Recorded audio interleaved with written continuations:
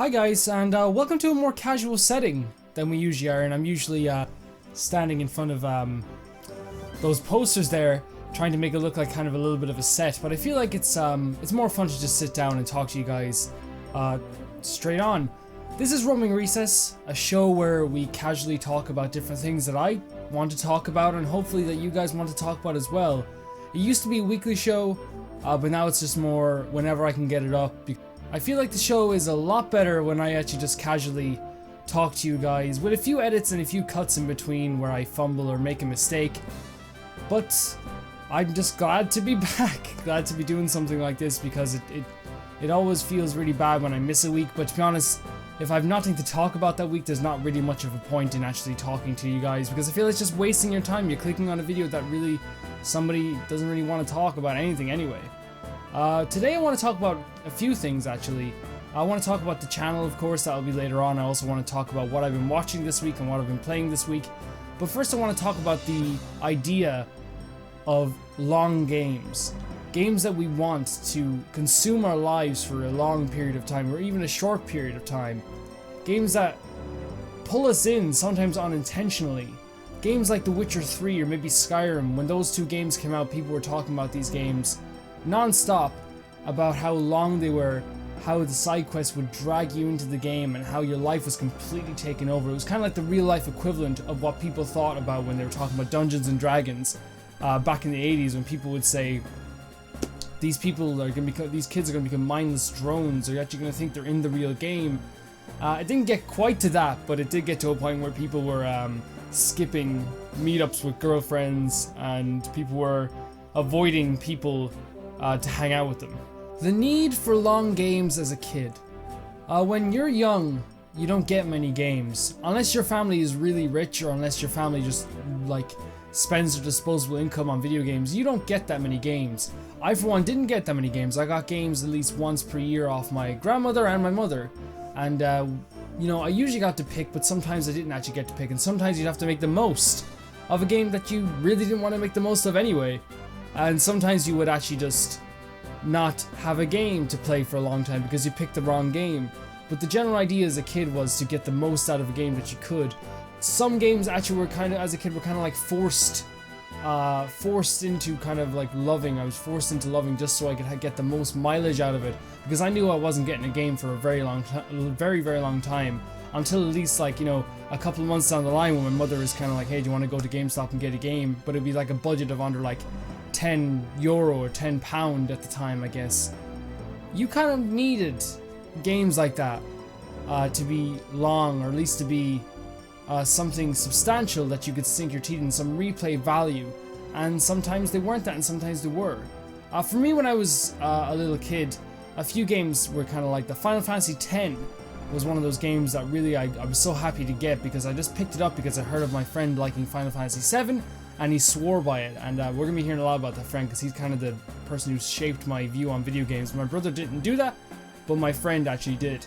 Final Fantasy X, when I bought that game, it was for the PlayStation 2.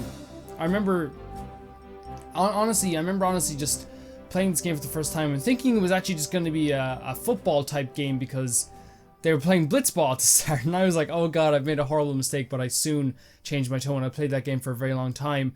Earlier than that, I got a Game Boy, where actually the first two games I got on the Game Boy were, believe it or not, this is not a joke, the first two games that I got on the Game Boy were Link to the Past, the Game Boy port, and I got Pokemon Silver.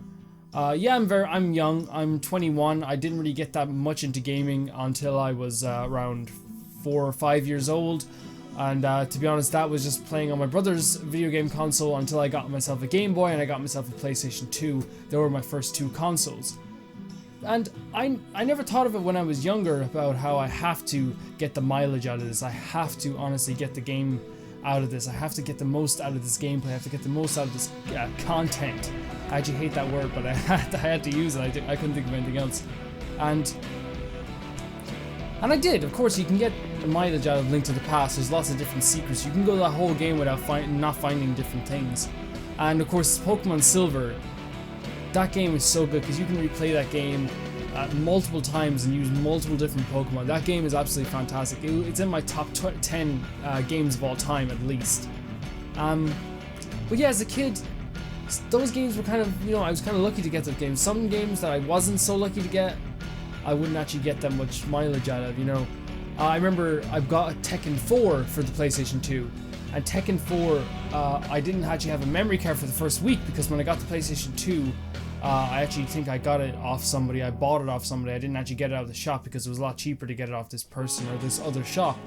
And it didn't come with a memory card, and my mother didn't know that games needed memory cards or consoles needed memory cards, but I was grateful anyway. I loved it. But she did say she was going to get a memory card like later that week when she could actually get it, because it was just after Christmas, and after Christmas everyone's kind of spent and everyone kind of has no money. She got me the memory card much later, but for that full week she kind of just told me, just don't do any of the story missions in Tekken 4, which was my first game for the PlayStation 2. She's like, just don't do any of the story missions, okay? And I was like, that's fine, I won't do any of the story missions. Just played the arcade for so long until I actually decided to click on Jin Kazama's story mission and realized how awesome the story missions were in Tekken 4, and that was that. I unlocked all the characters in about 6 hours, and then maybe even less, but then for the rest of the week I would wake up every morning, unlock every character, and play the game like that every single day, just unlocking every character until I got my memory card. I was almost sad to get a memory card, because that meant that I was saving the game and wouldn't be unlocking every character every day. Other games I can think of, probably one of the other games is Bully, which I got so much mileage out of when I was just leaving. It was my last birthday before I went into secondary school, and I got Bully, and that game gave me mileage out of the wazoo. That game is replayable as hell. I would play that at least once a day, usually, for months and months, until I moved on from the PlayStation 2 and got Xbox 360. The want as an adult. When you're younger, it's kind of a necessity that games be very, I guess, kind of long, kind of lengthy, so you can actually get the most out of them. When you're older, it's kind of a want sometimes to get a game that's really long. Sometimes it's fun. Obviously, when you have a lot to do, sometimes you don't want it, but in certain cases, maybe if it's a holiday or if it's Christmas or something like that, you want a long game. You kind of just want it now. You want a game to actually just suck you in. For me, it's pretty much longer games that usually bring me into the world, because usually games that are less than 10 hours in their full completion, 100% completion, I don't remember that much. They're not really on my mind as much as longer games are, but that's just how it goes, I guess. I'm not that much into the games. Like, when I was older, I look for games sometimes to suck me in, and sometimes it doesn't work, sometimes it does work. One of those games that I can actually talk about that I'm actually playing right now, I pointed back because my PS4 is back here. You can't see it, but I'll just look like a madman. The Witcher 3. The Witcher 3 is a game that I finished last year. I finished the main story and I finished the DLC last year. My PS4 broke last November, and was last December, and just kind of wiped my memory off it. But it worked, but it wiped my memory off it, and I lost my memory for Bloodborne, for Dark Souls 2 Scholar of the First Sin, all these games that I worked really hard to create PvP characters, that create even characters, or finish games like that. And recently I looked at the store, and I saw that Blood and Wine, The Witcher 3's Blood and Wine DLC was coming out, and I thought that it would be a really perfect thing to do on the channel, maybe play that game, because I love The Witcher 3. And to my surprise, I pre-ordered the Blood and Wine expansion, and I remembered suddenly, I was like, holy crap, I'm not going to be able to play this at launch if I do not replay The Witcher 3. At first I was kind of like, what the fuck? Like, I have to replay The Witcher 3, and then it went to, oh yeah, I get to replay The Witcher 3. It became much more of a kind of just an excuse to replay a game. I love excuses to replay a game. And I kind of wanted to, again, when I first played The Witcher 3, I wanted to get sucked into this game. I wanted it to make me kind of, love this game and want to get up every morning and just play the game and play it late at night and wake up just to play the game. And that's what happened with The Witcher 3. It doesn't always happen, but I wanted it to happen with this game. I wanted it so bad to happen with this game, and it did.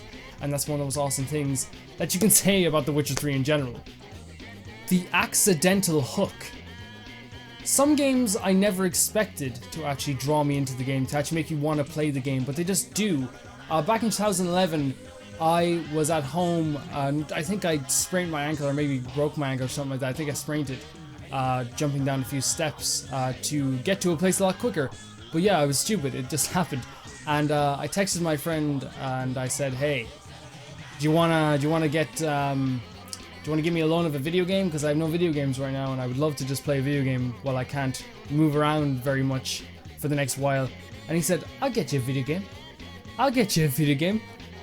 How's this for a video game?" And he says the words that I've never heard in my life, and honestly I thought it sounded stupid. He said to me, "Dark Souls." And Dark Souls to me is a special game now, but at the time I played it and I remember just my first reaction to it was like, this is awesome, fighting this demon, the Asylum Demon was so cool. Got to Undead Burg, kind of beat up to the Taurus Demon and stopped at the Taurus Demon because I was like, why would you play this game? It's just shit, like, you know, everything just looks the same and all the enemies are crap. And you kind of, and that's me, that's exactly what I don't like about people when they play Dark Souls now. They play the first area of the game and go and call it unoriginal, uninspired, call the whole game kind of silly and call the whole gimmick of the game really silly as well, without actually giving it a chance. I played that game for an hour that day and stopped playing it because I was used to a more casual setting in the game and I did not give that game a chance. But a year later I played the game again on PlayStation 3 and absolutely fucking loved it. I beat the game, then I beat Dark Souls 2 after that, then I went back and beat Demon Souls, then I beat Bloodborne, now I recently beat Dark Souls 3. The game series just, I fell in love with, and honestly it's something that does consume me. A lot of my friends know me as the Dark Souls guy. I would talk about Dark Souls from morning till night. There was a running joke for a while, it's not as much anymore because I feel like a few of my friends have gotten to know me a little bit better. Since I first talked to them, but they would go like, when someone asks me, oh, what's your favorite game, they go like, they just answer for me and go Dark Souls, even though it's not my favorite game of all time, but they would just answer for me anyway. Another game like that is that I'm thinking of right now is Dragon's Dogma. I played Dragon's Dogma as a child before it came out. I was sitting there, 5 years old, sucking on my thumb, playing Dragon's Dogma. No, I played it last year, just really. I just put it on for the first time early last year. It was $13.99 on the PSN store. I bought it, got hooked. Again, it's a game that I think about now. I've never done a second playthrough only because I feel like it would tarnish the first playthrough because that first playthrough was so perfect, so good, and I don't want to ruin it like that. It was accidental that these games would fall on my lap and just become this game that I was hooked on and would consume my whole life. But that's just how it goes, I guess. I'm pretty happy that they came into my life. The prevention. So some games I actually try to prevent them from consuming my life. I play these games and I'm like, you know, I can't let this consume my life.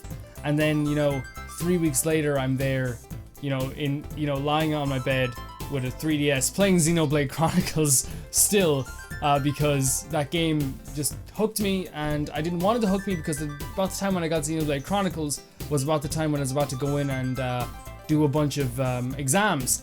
And that's not something you want to do. I had a few essays due as well and I did not want to be playing this game, but for some reason I found myself hooked on another game. It just happens sometimes, guys, and you try to prevent it, but usually games like that are really good. When I heard about Skyrim, I tried to prevent it. I was like, I won't play this all the time. My friends didn't see me for a couple of days, thought I was dead, called the police came over, played Skyrim with me. That didn't actually happen, but you can pretend it happened and it might be a little bit more of an entertaining video. Good job. That first look. The first look into a video game is usually the best. It's what kind of hooks you. I feel like a game that can't do that will never hook me. I keep saying the word hook because that's what it is. It's hooking you on. It keeps you on the hook, and as soon as you're finished the game, it lets you off.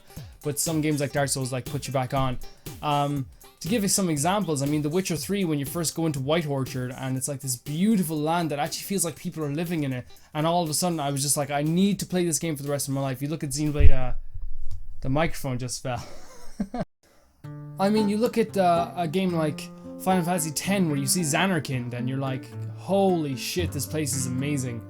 It's actually goddamn gorgeous. You look at games like Xenoblade Chronicles, when you first enter the first area, you're doing a battle scene with these mechs and you're thinking that this game can't get any better, and it usually does. That first hook is always the best. And speaking of first hook, my friend again who influenced my love for video games, I was in his house at a birthday party and he was like, hey guys, want to come in and play this game? And I was like, yeah, let's go and play this game. No one else wanted to come in. I wanted to go in and play a video game because that's, you know, I didn't have much video games, and seeing how other people played video games is always really cool. He turned on his PlayStation 2, he popped in the disc, turned it on, and what do you know, this song came on that I will never forget, and I'm actually going to play it right now.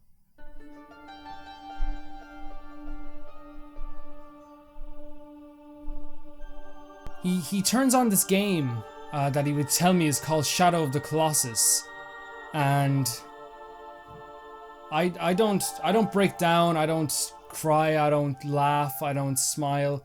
I just stare at the screen as this music is happening. And he doesn't skip the first cutscene because it's a sin. You skip that first cutscene, and I swear to God, like, it's such a sin.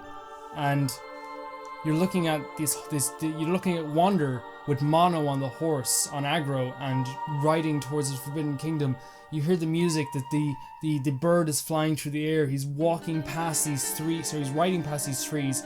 The music is getting brighter and brighter and brighter and louder, and all of a sudden it gets soft and he enters the Forbidden Land, and it's just this bright, beautiful area of sand and this bridge, and there's this temple in front of you, and nothing is said to you yet. Nothing is said to you, and honestly, I'm just looking at this and I'm like, what the fuck? And I get to play it. I get to play it, and I beat the first boss. I beat him. I beat Valis, and I stabbed the sword into his head, and I remember just thinking, I need to borrow this game off you, James. Years later, this game would become my favorite game of all time. In fact, not even years later, about a year later, I would kind of definitively say this would be my favorite game of all time, and it still is to this day. And it kind of solidified that fact when I got it the PS3 version as well, which in my opinion is the definitive version of that game, just because of how freaking amazing it looks. It looked amazing on the PS2, but looked even better on the PS3. I'm hoping that this can be a PS4 release as well, that I can actually play that game again. This game has consumed my entire life.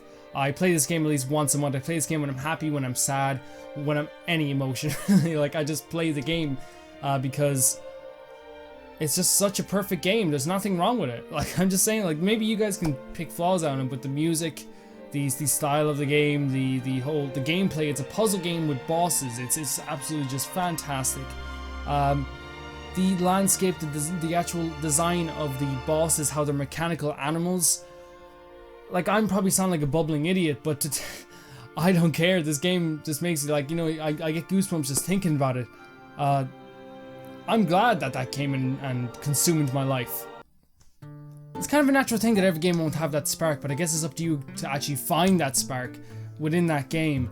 Most games have it for different people. I mean, a lot of people don't like Destiny, but for me, Destiny, you know, has perfect game mechanics, and that's what makes me want to go back to it. Not the story. I don't care about the story. I care about going in, shooting aliens, getting a new weapon, and leaving. That's all I care about in the game. But that's hooked me in. It's hooked me on, and I can't leave. I'm gonna buy the new expansion. I just know it. So guys, tell me what you guys get hooked onto. What you guys think, what games consume your lives. And we'll talk about it in the comment section. Now let's talk about the channel.